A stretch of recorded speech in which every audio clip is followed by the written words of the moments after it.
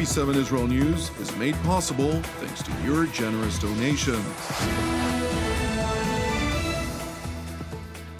Shalom, good evening. This is TV7 Israel News broadcast to you from Jerusalem. Israel strikes the Iranian-proxy Palestinian Islamic Jihad's headquarters in Damascus, warning the de-facto ruler in the Syrian capital that any terror threat will be met by force. U.S. Special Envoy for the Middle East Steve Witkoff is pushing for a new proposal to extend the ceasefire in the Gaza Strip. The Iranian-proxy Ansarallah, a terror organization which is dominated by the Houthi tribe in Yemen, announces its intention to resume attacks against freedom of navigation in the strategic strait of el-Mandeb. Jerusalem will not allow Syria to turn into a hub of jihadist terror organizations that threaten the security of the State of Israel. Earlier today, Israel Air Force aircraft conducted an intelligence-based strike on a terrorist command center belonging to the Iranian-proxy Palestinian Islamic Jihad in Damascus. According to the IDF spokesperson's unit, the command center was used to plan and direct terrorist activities by the Palestinian Islamic Jihad against the State of Israel. The Israeli military further stressed that the IDF will not allow terrorist organizations to entrench themselves in Syrian territory and operate against the State of Israel, and will respond forcefully against any such entrenchment. Meanwhile, Israeli Defense Minister Israel Katz also addressed the IAF strike in the Syrian capital, stressing, quote, Islamic terrorism against Israel will have no immunity, neither in Damascus nor anywhere else. Wherever terrorist activity is organized against Israel, the leader of the extremist Islam, al-Julani, will find the Air Force planes circling above him and attacking the terrorist targets. We will not allow Syria to become a threat to the State of Israel. It is important to point out that the de facto leader of Damascus, Abu Muhammad al-Julani, also known as Ahmed al-Shara, met with Palestinian President Mahmoud Abbas on the sidelines of the Arab League summit in Cairo last week, during the course of which he was quoted as saying, regarding U.S. President Donald Trump's post-war plan for the Gaza Strip, displacement is the core of a broader project that seeks to uproot Palestinians from their land. Al-Julani went on to stress, quote, what is happening today in Gaza is a wake-up call for all of us. Arab countries must unite their positions and assume their responsibility towards the Palestinian people. Israel's violations in Syria threaten peace in the entire region. Israel has not stopped violating the rights of the Syrian people. The Syrian people will stand by their Palestinian brothers at every step towards the liberation of Palestine.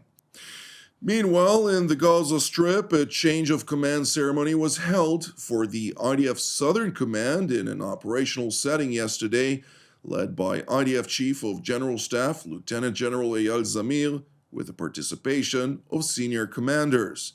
Addressing those in attendance, outgoing Southern Command CEO Major General Yaron Finkelman stressed that while his command brought about significant achievements vis-à-vis the terrorist organizations in the Gaza Strip, the painful failure of October 7, 2023 will accompany him as the commander and as a person for the rest of his life.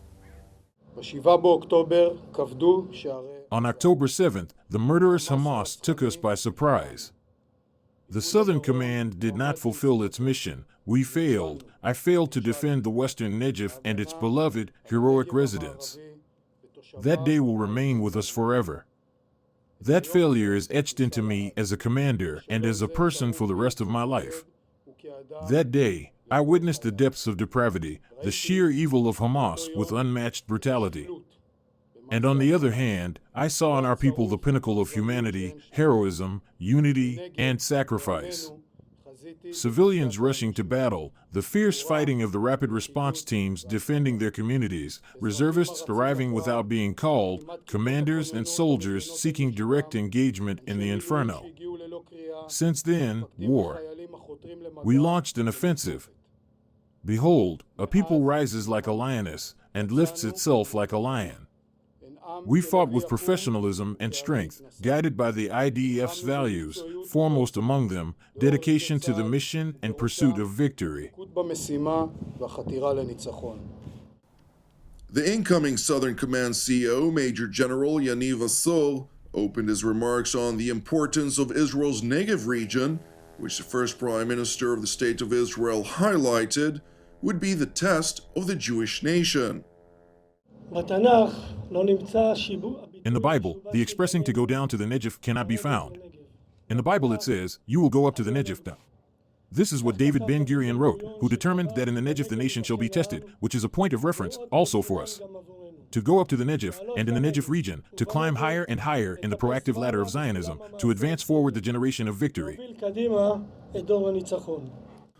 General Asol went on to outline two key missions which will guide the IDF to victory in southern Israel. I would like to outline two key missions, both equally vital, guiding us toward victory. The first mission, complete eradication of Hamas terrorists. Those who have inscribed their mission to pursue our destruction on their banner, who sought to annihilate, kill, and destroy every Jew, from the young to the old, infants and women, in a single day. Those who aspire to establish a jihadist state in place of Israel, from the river to the sea, who, even at a ceremony returning hostages, stand on a stage bearing the words Zionism will not prevail. They will face the crushing force and immense spirit of IDF soldiers. The second mission, returning our brothers in distress and captivity, the living and the fallen. We remember the hostages at every moment. We hold our breath with them. We look into the eyes of their families with humility. Every IDF soldier carries in his heart the oath, all for one. Their return home is fundamental to our identity, who we are as an army and as a society.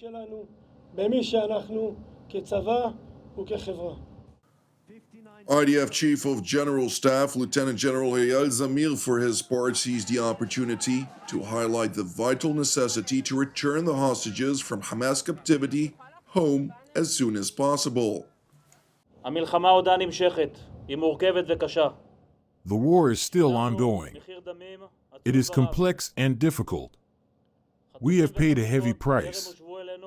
Hostages have yet to be returned, and not all evaluated civilians have been able to return home. We will continue to use all means at our disposal to bring our brothers and sisters back from the tunnel's captivity and to create the conditions for ongoing security for civilians living in communities near the border, so they can thrive once again. Each release of a hostage is vital. It is the beat in our hearts. We will embrace the bereaved families and wish a full recovery to all the wounded. The objectives we set for ourselves remain unchanged. We must continue the campaign until their defeat, ensure our victory, and achieve a new security reality, one that guarantees long-term security for the citizens of Israel. The IDF staff officer went on to stress that Israel is fighting for its existence. We are fighting a war for our very existence, a war for our home, for our right to be here. We face a ruthless enemy. If it is not defeated, it will attempt the same attack again. And our enemy will be defeated, no matter how long it takes. We will act together until we achieve all our objectives and secure victory in this campaign. It is important to stress that while the IDF is preparing for a resumption of high-intensity battles against Islamist Hamas in the Gaza Strip, U.S. Presidential Envoy to the Middle East Steve Witkoff is heading an American delegation currently negotiating with the Islamist Hamas in the Qatari capital of Doha, alongside an Israeli delegation and Egyptian and Qatari mediators. The latest reports indicate that there is a new attempt to reach an agreement whereby the Islamist Hamas would release at least 10 hostages in exchange for the release of Palestinian prisoners by Israel and an extension of the ceasefire by another 1 or 2 months. Meanwhile, in Yemen, the Iranian-proxy Ansarallah, a terrorist organization which is dominated by the Houthi tribe announced its intention to resume attacks against freedom of navigation in the strategic strait of el-Mandeb and adjacent waterways. The Yemeni armed forces affirmed the following. First, the resumption of the ban on the passage of all Israeli ships in the designated operational area in the Red Sea, the Arabian Sea, the Strait of Bab al-Mandeb, and the Gulf of Aden. Second, this ban will take effect from the time of the announcement of this statement.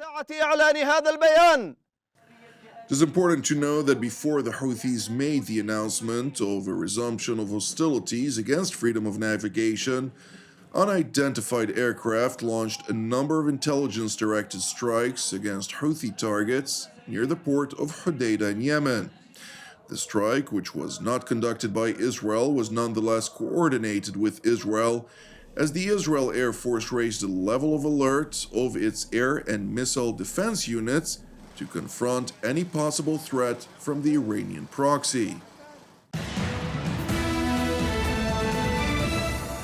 Thank you for watching TV7 Israel News. TV7 Israel is a non-profit ministry with all of our productions both exclusively reliant on your generosity and free of charge. Therefore, if you're blessed by the content of our programs, I would like to encourage you, support TV7 Israel with a donation. You can do so via our website at www.tv7israelnews.com. Separately, I'd like to encourage you, pray for the peace of Jerusalem and salvation of Israel. I'm Jonathan Hassan wishing you an Erev Mevorach, and God willing, we will see you during our next update. Until then, Shalom from Jerusalem.